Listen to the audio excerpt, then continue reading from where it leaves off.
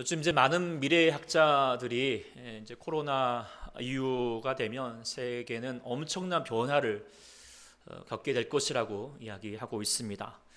4차 산업혁명이 이루어지고 있고, 또 출생률이 감소하고, 또 인구가 고령화되어 가고 있고, 또 기후변화와 양극화 현상, 또 AI나 또 바이오 산업 그런 것들이 일어나게 되면서 이런 모든 것들이 이제 코로나를 통하여서 더 가속화되어서 지금과는 완전히 딴판인 세상, 다른 세상을 살 수밖에 없게 되리라고 그렇게 얘기하고 있죠. 아마 이제 제가 여기서 말하지 않더라도 여러분들 많이 들어보셨고 충분히 또 여러분들 이제 그것을 경험하고 있을 거라고 생각하게 됩니다. 그런데 중요한 것은 그런 변화되는 것을 아는 것과 그 변화를 내가 지금도 이렇게 대처하는 것과는 완전히 별개인 것이죠. 지난번에 이제 우리 말씀을 전해주셨던 우리 이근수 목사님께서 본인이 이 안식년 기간에 이지성 작가를 만난 게 가장 큰 일이었다 이렇게 말해서 정말 이지성 작가 그런가 싶어가지고 다시 제가 이제 이지성 작가의 책을 좀 보고 있는데요. 그 중에 이제 그분이 주장이 그렇습니다. 앞으로의 시대는 AI, 그러니까 인공지능의 시대가 올 것이다라고. 그래서 이제 그거에 관한 책들을 좀 썼는데, 그걸 알고 막 사회 엘리트 계층들은 자신 좀 강의를 해달라, 좀 가르쳐달라, 어떻게 하면 좋겠느냐, 막 그렇게 문의가 쇄도를 하는데, 정작 AI로 말미암아 일자리가 이루어지고 그 피해가 심각해질 많은 대중의 사람들은 전혀 무방비 상태라는 거예요.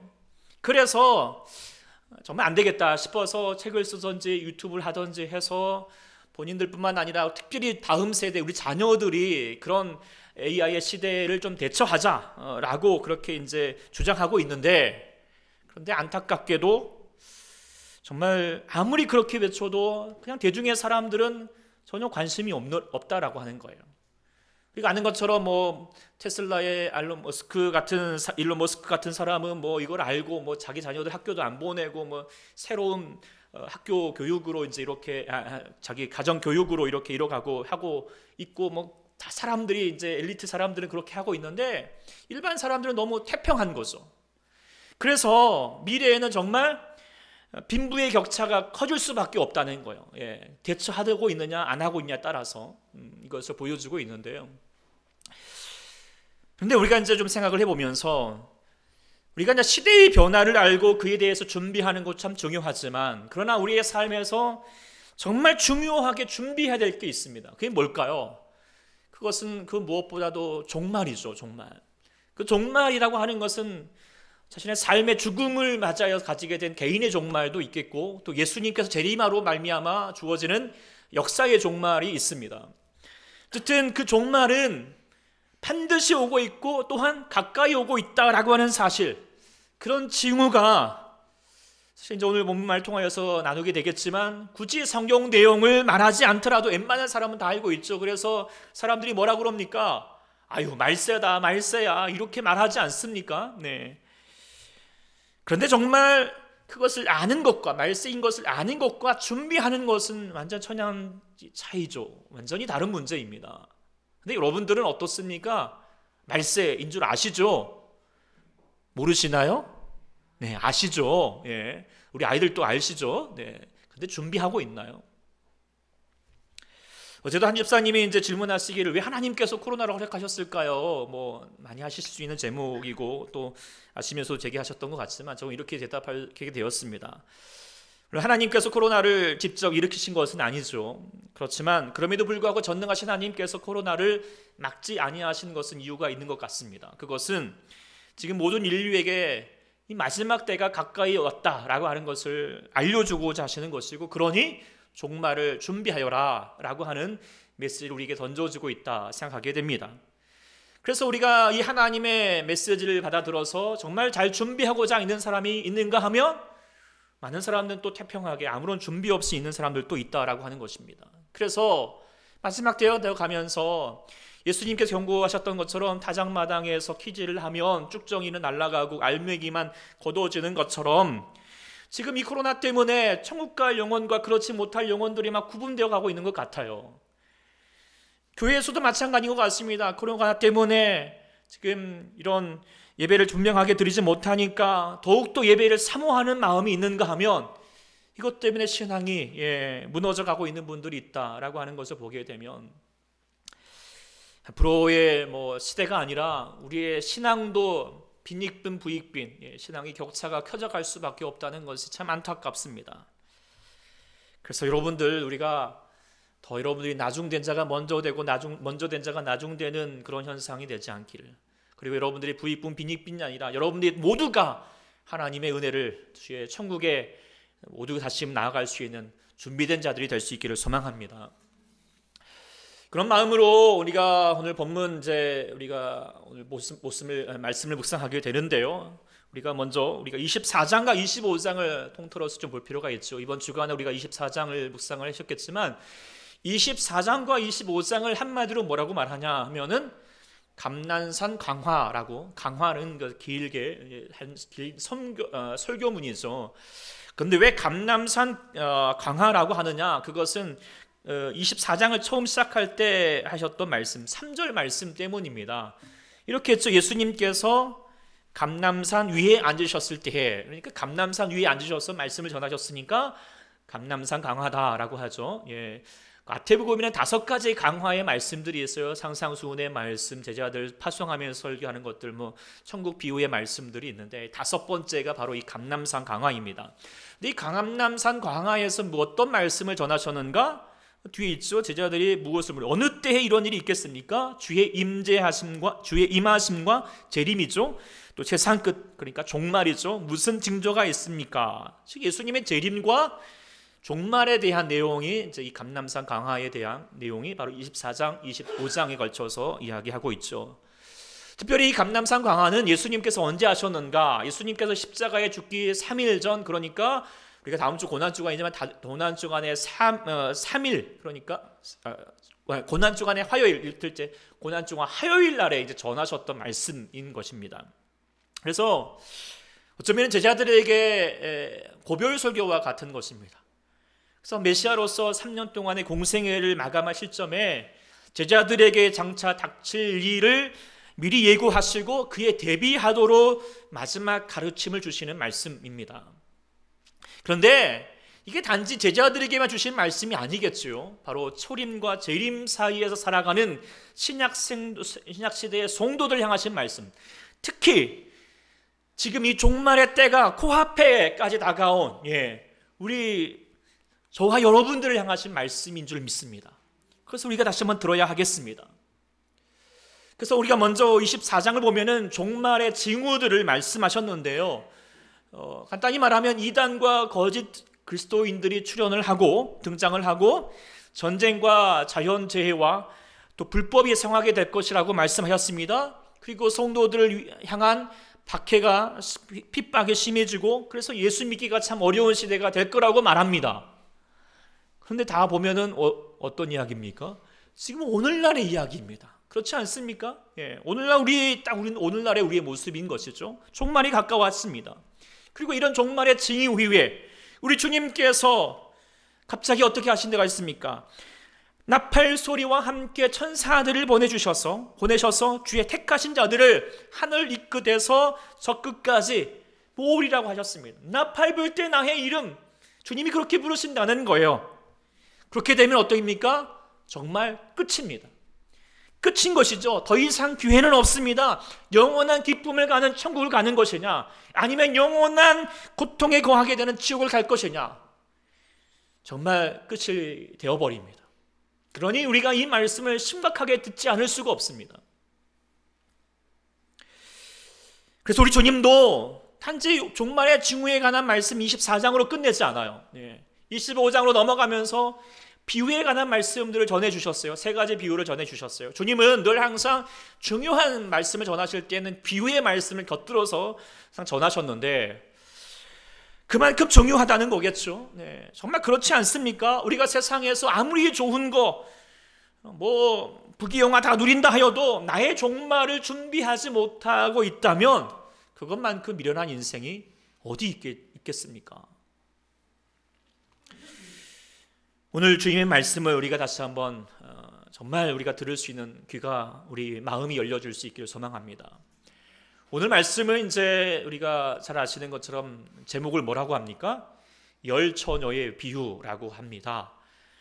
이제 이것은 당시 유대인들의 결혼 풍습을 것들이 우리가 좀 먼저 알아야 되는데, 오늘날의 결혼과 좀 다르게 신랑이 결혼에 앞서서 이제 신부의 집에 먼저 찾아와서 종교적인 예식을 먼저 한 다음에, 그리고 그 신부를 데리고 그 같이 함께하는 들러리과 더불어서 신랑의 집에 가서 이제 혼인 잔치를 하는 게 이제 결혼이라고 합니다.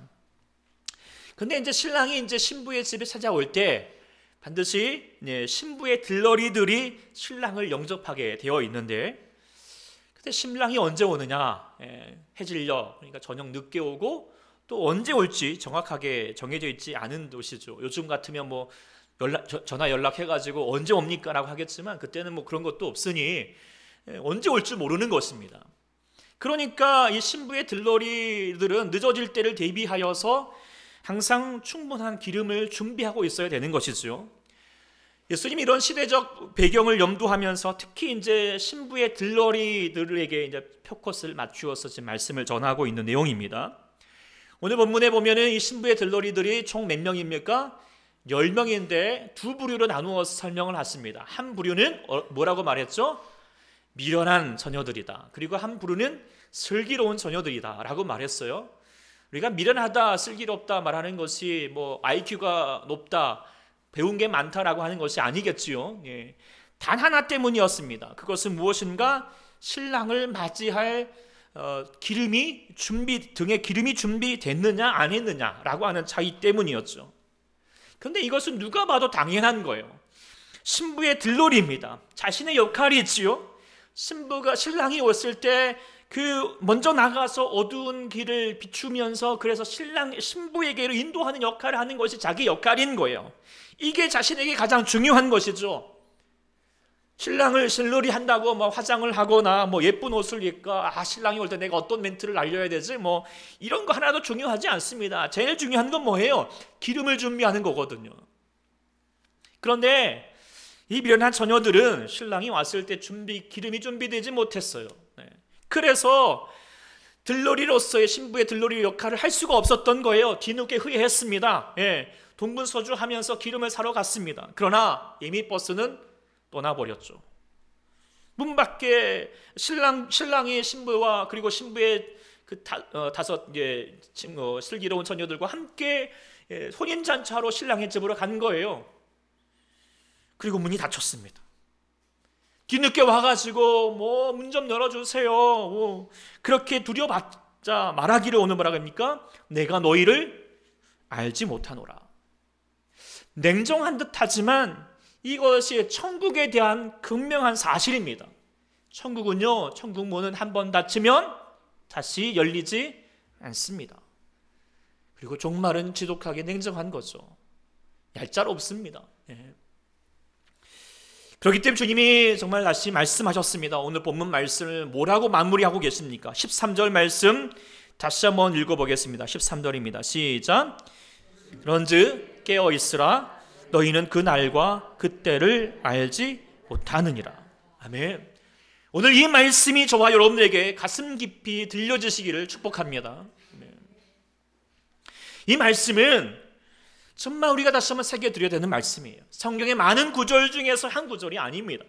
어떤 말씀보다도 지금 우리에게 가장 현실적인 이야기예요. 남의 이야기가 아니에요. 우리가 다시 한번 들어야 될 이야기인 거죠. 왜 그렇습니까? 우리는 종말의 때를 살아가고 있거든요. 그리고 그 종말 세상의 마지막 주님의 재림은 아무도 몰라요. 내일일 수도 있어요. 아니, 우리가 지금 예배 끝나고 당장 나가면서도 주님의 종말이, 나의 종말이 다가오지 않으라는 법이 없지 않지 않습니까? 그러니까 주님 말씀하셨어요. 깨어있으라. 좀 깨어있어라. 정신 차리라는 것이죠. 그러기 위해서 우리가 심각하게 질문해보라는 겁니다. 이야기를 통하여서 뭘 질문해야 될까요? 자, 오늘 당장이라도 예수님이 나에게 찾아와 주시면 나는 슬기로운 처녀일까? 아니면 미련한 처녀일까? 둘 중에 하나거든요. 중간은 없어요. 만일에 내가 지금 미련한 처녀와 같다 하면 우리는 심각하게 고민하지 않으면 안 되는 거예요. 사랑하는 우리 성도 여러분들은 한 사람도 빠짐없이 슬기로운 처녀가 될 수 있기를 소망합니다. 정말 그렇게 되셔야 하거든요. 우리가 천국 가면 3번 놀란다고 하잖아요. 첫 번째로는 나 같은 죄인이 이렇게 천국에 온 게 너무 놀라운 사실이고, 두 번째로는 뭐 저런 사람도 천국에 왔구나라고 하는 사실에 또 놀라게 되지만, 세 번째는 뭡니까? 분명히 와야 될 사람인데 안 온 모습을 보게 되면 또 놀라게 된다라고 하죠. 우스갯소리긴 하지만 이게 좀 생각해 보면 이게 끔찍한, 아주 그냥 뭐 섬뜩한 말이지 않습니까? 왜요? 세 번째 부류가 저일 수도 있거든요. 아무도 보장할 수가 없어요. 그러니 깨어 있어야 합니다. 저부터 깨어 있어야 되고요. 그리고 제가 초대교회 목사로서 해야 할 일이 있다면 막중한 임무는 이거죠. 우리 사랑하는 성도들이 한 사람도 빠짐없이 우리 천국에서 다시 만나야 되잖아요. 그렇죠? 제가 이거 못하면 저는 이제 직무유기인 거잖아요. 제가 해야 될 일이 뭡니까? 다 여러분들이 다 천국에서 만나야 되는데, 물론 여러분들이 가사 가지고 왜 목사님 안 오셨지 이러면 정말 좀 난감한 일일 수 있겠고, 또 갔는데 그 집사님 왜 안 오셨을까 이러면 정말 우리 힘든 일이 될 겁니다. 그러려면 오늘 본문 말씀 우리가 심각하게 다시 한번 봐야 되는 거죠. 정말 내가 주님을 맞이할 준비가 되어 있는가? 오늘 본문을 통하여서 우리가 점검해야 될 수 있는 것은 이거죠. 주님이 말씀하시는 것은, 과연 네가 주님 신랑 되신 예수님을 맞이할 때 그 신랑 되신 주님을 맞이할 수 있는 영혼의 등불, 그 영혼의 등불과 기름이 준비되고 있느냐, 한번 우리가 다시 한번 점검해 볼 수 있기를 소망합니다.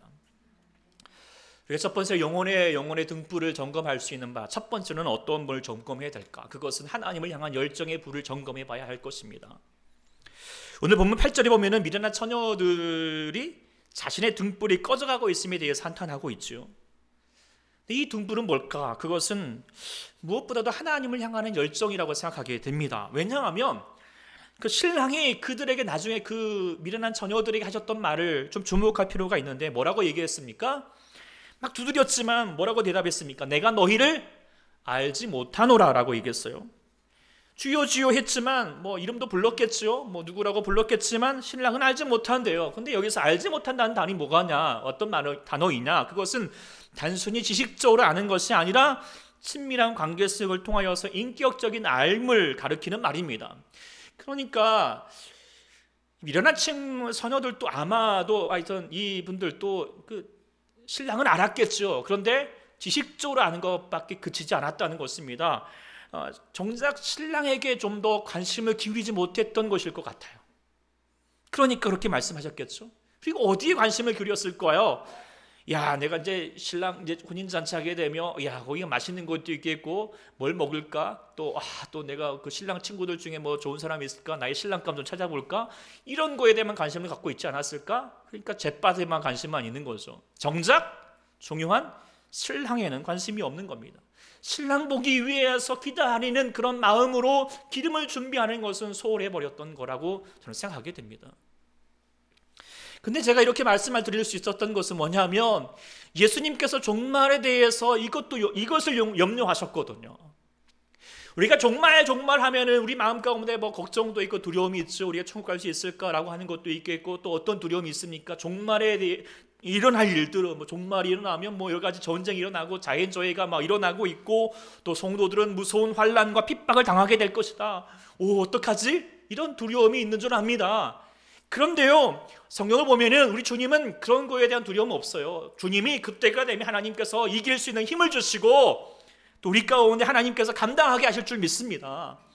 그거에 대한 두려움이 가지시기보다도 주님이 염려하셨던 바가 무엇이었냐면, 24장에 보면은 마치 주의 성도들이 노아의 때와 같이 뭐합니까? 주님 오실 때가 되었음에도 불구하고 먹고 마시고 시집 장가 가느라고 바쁘고, 취직하고 돈 버느라고 바쁘고, 아이들 낳고 키우고 뭐 공부시키느라고 바빠서 정말 주님이 오시는데도 불구하고 주님에 대해서 아무 관심이 없을까 봐 염려하고 계시는 거예요. 여러분들은 어떠신 것 같습니까? 우리가요, 돌아보면은 우리가 천국 가기에 뭐 부족한 사람들은 별로 없는 것 같아요. 다 뭐 흉악한 죄를 범한 사람도 없고요. 다 예수님 영접하셔서 그 믿음으로 다 천국 갈 수 있게 돼요. 그런데요, 사단 마귀는 우리가 천국 가지 못하도록 이 마지막 때 하는 전략이 뭔가? 그것은 뭐냐 하면 정신없이 바쁘도록 하는 거예요. 하나님을 마음에 두지 않도록 하는 거죠. 그렇지 않습니까? 지금 이 사단의 전략에 통하고 있는 것 같아요? 아닌 것 같아요? 통하고 있는 것 같지 않으세요? 시대가 갈수록 점점 사람들의 마음이 분주해요. 분명히 예전에 비하면 편하잖아요. 밥은 누가 합니까? 전기밥솥이 하고 있고요. 네, 빨래도요. 뭐 세탁기가 하고 요즘은 뭐 건조기까지 다 말려서 나오기도 합니다. 분명히 삶은 편해지고 시간을 가질 수 있는데도 불구하고 여전히 마음은 어떻습니까? 더 바빠요. 분주해요. 여유가 없어요. 그래서요, 기도할 시간도 없고요, 말씀 볼 시간도 없어요. 그런데 희한하죠? TV나 드라마 볼 시간은 충분히 있죠. 네. 사람들 마음이 뭐예요? 하나님보다도 세상 일에 바빠버린 거죠. 돌아보면 우리의 믿음의 선배들은 정말 힘들고 어려운 삶을 살아가면서도 주일 예배뿐만 아니라 주일 저녁 예배 드리고 수요 예배 드리고 금요일도 어떻게 드립니까? 철야 예배로 드리고 새벽 예배 먼 길에도 다 들어오면서 다 드렸습니다. 그분들의 시간이 남아서 그랬을까요? 그러지 않다는 거 아시지 않습니까? 무엇 때문입니까? 하나님을 향한 열정이죠. 하나님을 향하는 마음인 거예요. 간절한 마음이 있었던 것이죠. 요즘 코로나 때문에 우리가 이제 예배를 제대로 못 드리고 있는데 많은 목회자들이 염려하고 있습니다. 과연 코로나 이후에 성도들이 주일 예배 말고도 다른 예배 참석할 수 있을까? 어떤 분들은 영상으로 이제 집에서 좀 편하게 예배 드리다 보니까 이제 거기에 익숙해져 버려가지고 예배당에 나올 수도 있음에도 불구하고 안 나오는 분들이 있다라고 합니다. 우리 교회가 얘기가 아니고 저 너머의 교회 이야기인데요. 어쨌든 여러분이 절대 그러지 않으리라고 생각합니다. 사람이 좀 돌아오면 참 약삭빠르고 미련한 게 뭐냐면 시간과 여유를 가지면 그 시간들로 쉬었던 만큼 좀 더 열심을 내면 좋겠는데 어떻게 됩니까? 더 나태해지고 무력해집니다. 그래가지고 이제 연휴가 끝나면 더 힘들고 월요병이 생기고 그런 연휴잖아요. 근데 지혜로운 사람은 거기에 멈추면 안 됩니다. 극복해야 합니다. 저도 이제 주중에 이제 코로나 때문에 뭐 집과 교회밖에 머물 수가 없으니까 이제 뭐 하여튼 몸매도 망가지고 있고요. 또 이제 뭔가 좀 제 스스로도 무기력해지고 있다라는 생각을 가지게 되었어요. 이러면 안 되겠다 싶어가지고 제가 이제 아는 목사님을 따라서 테니스를 좀 치러 갔거든요. 제가 거의 한 15년 만에 테니스 라켓을 잡은 것 같아요. 못했던 것은 아닙니다. 어쨌든 오랜만에 그랬는데 하여튼 운동을 하고 나니까요. 제가 그 다음 날에 확신이 그냥 안 아픈 데가 없더라고요. 하여튼 그래도 불구하고 몸은 힘든데요. 희한하게 마음은요 힘이 생기더라고요. 이런 성경은 제가 희한한 게 여러분 아시죠? 뭔지 아시죠? 그래가지고 이제 더 좀 뭐 주어진 일들, 뭐 책도 좀 더 보고 더 막 신방도 아니고 또 주어진 일들 더 힘있게 감당했다라고 하는 것을 저를 또 보게 되는데 제가 왜 이 말씀드린 줄 아시죠? 사단 마귀가 마지막 때가 되면 주의 성도들을 두 가지예요. 바쁘게 하든지 아니면 무기력하게 하든지 하여서 하나님을 향하는 열정, 하나님을 향하는 마음을 꺼트리게 하는 거예요. 그런데 하나님께서 우리 주님께서 염려하신 대로 많은 성도들이 세상 일에는 바쁘나 정작 신랑 되신 예수님을 맞이할 준비를 하지 않고 있는 이 안타까운 일들이 지금 벌어지고 있거든요. 과연 저와 여러분들은 어떻습니까? 우리 영혼에 하나님을 향하는 열정이 타오르고 있습니까? 아니면 꺼져가고 있습니까? 물론 집안 일로 또 직장에서 일해야 하고 또 아이들 키우고 또 공부시키느라고 바쁘고 힘드신 줄 압니다. 쉬운 일이 아니죠. 또 잘 감당해야 합니다. 그렇지만 하나님을 향하는 마음이 결코 쉽지 않기를 소망합니다. 주님께서 요한계시록에서 라우디아 교회에게 책망하셨죠. 세상의 것에 이미 마음이 부요해져서 또는 세상의 일에 너무나도 힘들어져서 하나님을 향하여서 뜨겁지도 않고 차갑지도 않은 그런 미지근한 신앙, 찬양을 해도 열정도 없고 기도를 해도 뜨거움도 없고 예배도 그냥 형식적으로 예배 드리고 있고 그런 마음을 그런 신앙을 보실 때 뭐라고 말씀했습니까? 내가 내 입에서 너를 토해버리라. 사랑하는 주의 성도 여러분, 우리가 다시 한번 돌아봅시다. 우리 마음의 영혼의 등불, 특별히 하나님을 향하는 마음, 하나님을 향하는 열정이 내 안에서 식어지고 있는 것은 아닌가? 하나님을 향하였던 그 첫사랑, 첫믿음, 그에 비하여서 지금 내 마음이 어떻습니까? 점점 식어가고 있는 것은 아닙니까? 그렇다면 다시 열심을 내야 됩니다. 힘을 내야 됩니다. 이럴 때일수록요, 우리가 다시 한번 그냥 무너지는 것이 아니라 더 크게 기도하십시오. 더 찬송을 힘차게 하십시오. 박수치면서 하십시오. 새벽을 깨우시고요, 기도의 자리에 나오셔서 다시 한번 우리 안에 잃어버렸던 하나님을 향하는 열정, 그 하나님을 향하는 그 하나님의 마음 다시 한번 누릴 수 있는, 회복할 수 있는 저와 여러분 될 수 있기를 간절히 축원합니다. 두 번째로 점검해야 될 것은 무엇일까? 그것은 성령의 기름을 채우라는 것이죠. 오늘 미련한 처녀들이 혼인잔치에 문전박대 당했던 것은 무엇입니까? 결국 뭐 때문이요? 등불에 기름이 준비되지 않았기 때문입니다. 그렇다면 기름이 뭘까? 뭐 다 아시겠지만 성경은 이 기름을 보통 성령에 상징하죠. 누가복음 4장 18절, 사도행전 10장 38절, 고린도후서 1장 21절에도 쭉 보면은 또 많은 구절에서 성령과 기름을 계속해서 빗대어서 말씀하십니다. 정말 그렇죠? 기름이 불이 타기 위해서는 기름이 필요한 것처럼 우리 영혼의 불이 타기 위해서는 성령이 필요합니다. 성령이 아니고서는 우리의 불이 타오르지 않습니다. 그리고 세상의 많은 유혹과 또 핍박과 환난을 이기게 하는 것도 우리의 담대함도 아니고 우리의 힘과 노력이 아니라 무엇입니까? 성령으로 이기게 하십니다. 그러니까 겁 많았던 제자들도 성령 충만하게 되니까 거리에 나가서 주의 복음을 담대하게 전할 수 있었던 것, 그건 오직 성령이 그들 가운데 충만했기 때문이었잖아요. 미련한 처녀들도 보면은 지금 불이 없는 게 아니에요. 뭐가 없어요? 기름이 없는 거예요. 기름이 없으니까 어떻게 되죠? 금방 꺼져버릴 수밖에 없는 거예요. 우리도 마찬가지예요. 제가 첫 번째 우리가 하나님을 향하는 열정을 회복하자, 하나님과 열심을 갖자, 그래 내가 열심히 하겠습니다, 기도합니다 하지만 우리가 그냥 내 힘으로 내 열정으로만 기도하고 있으면 어떻게 되죠? 나중에는 기도하다가 어떻게 돼요? 그냥 꺼져버립니다. 조금 열심히 하는 척 할지 모르겠지만 제자리로 돌아올 수밖에 없어요. 성령의 기름이 필요한 거죠. 성령의 기름이 있어야지 우리가 나아가게 됩니다. 예수님께서 지금 마지막으로 깨어있으라 라고 말했지만 깨어있다라고 하는 것이 그래 나 깨어서 주님의 일에 힘써야겠다 라고 동분서주 이렇게 하라는 말이 아닙니다. 열심을 내라는 말이 아닙니다. 그 열심만 따지면 차라리 이단들이 우리보다 더 열심을 내잖아요. 더 중요한 건 뭡니까? 성령 충만함으로 행하라는 것이죠. 성령으로 기도하고 성령으로 찬양하고 성령으로 예배하는 사람이 되라는 것입니다. 이게 중요합니다. 이것이 어쩌면 열심보다 중요한 거예요. 정말 우리의 삶이 바쁘시잖아요. 집안일하고 직장에서 일하시고 아이들 키우느라고 바쁘신 거 충분히 알고 힘든 줄 압니다. 그래서 저는 그렇습니다. 올화수목금 모든 예배 다 참석하라 해야죠. 어쨌든 그래야 되는데요. 어쨌든 강요하고 싶지는 않습니다. 기쁨으로 나오십시오. 그렇지만 강조드리지만 우리가 예배당에서 경건의 모양이 중요한 것이 아니라 계속 강조드리면 어디서 중요합니까? 여러의 일상에서 정말 하나님의 삶을 살아가는 것, 경건의 능력을 이루셔야 합니다.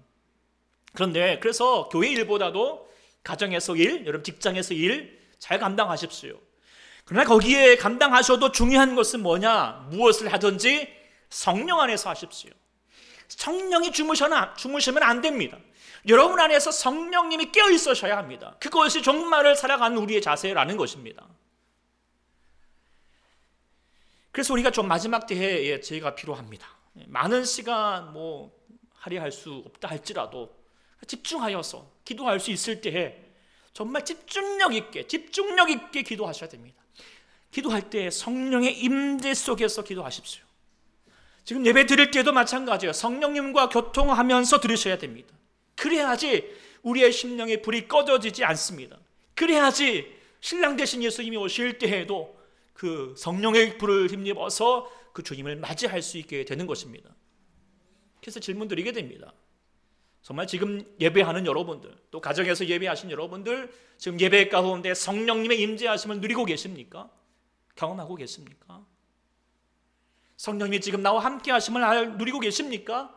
지금 제가 설교하고 있는데 하나 성령님의 감동으로 듣고 계십니까? 아니면 사람의 말로 듣고 계십니까? 성령의 감동이 뭐야? 이렇게 하는 분들은 진짜 좀 심각한데요. 어쨌든 우리가 또 성령님을 아는 분도 때로는 우리가 성령님을 놓칠 때가 참 많습니다. 우리가 성령님의 감동을 못 누리고 있다면 우리는 심각하게 고민해 봐야 됩니다. 왜냐? 내가 미련한 처녀가 될 수 있다는 거거든요. 내 삶에 지금 기름이 없는 거예요. 그러면 결국 하나님 나라의 잔치에 참여하지 못하게 될 수 있다는 것을 지금 오늘 본문은 말씀해 주고 계십니다. 그러니 우리가 무엇보다도 성령 충만해야겠습니다. 성령 충만해야겠습니다. 근데 우리가 어떻게 성령 충만할 수 있을까? 이야기까지 해야겠죠. 네. 예수님께서 제자들에게 어떻게 성령 충만하게 했는지를 보면 됩니다. 예수님께서 처음 성령 충만을 제자들에게 주실 때 사도행전 1장 3절 4절에 뭐라고 합니까? 1장 4절 5절 사도들과 함께 모이게 하시고 그들에게 분부하여서 예루살렘 떠나지 말고 내가 너희에게 들은 바 약속하신 성령을 기다리라. 어떻게 기다리라 할까요? 그냥 넉넉히 기다리는 거예요? 아니잖아요. 기도하면서 기다리는 거예요.